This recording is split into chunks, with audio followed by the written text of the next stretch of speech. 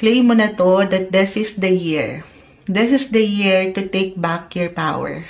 Pagdating sa iyong kaperahan, especially.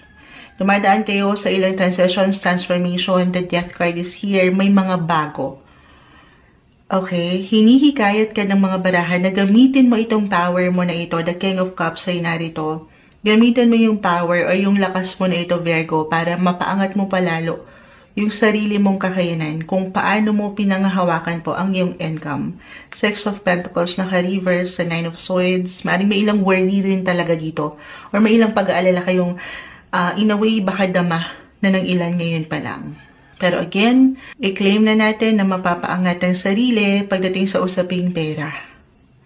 Gaano man po ito kalaki ha or kaliit yung income or kung ano man po yung meron ka ngayon, Virgo, walang imposible na yan na iyong mapalago. Okay? Kahit pa sa mga pagkakataong pakiramdam mo ay parang imposible na yan, Moonchild. Pero posible pa, guys. Maniwala ka lang. Hold your vision.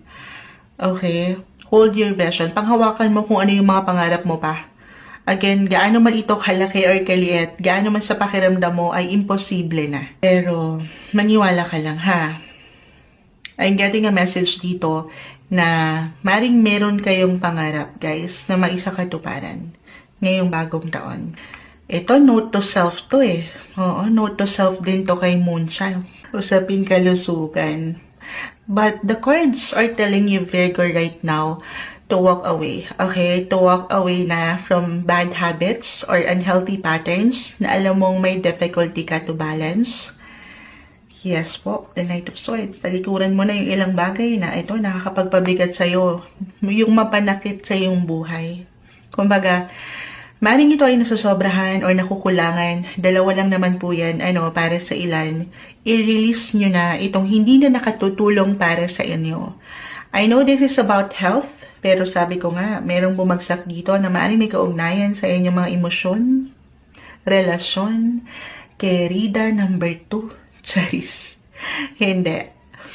Pero kung itong difficulty na ito, guys, ay konektado sa isang relasyon nga, na aking nabanggit, the Knight of Cups, 9 and 9, the 7 of Cups,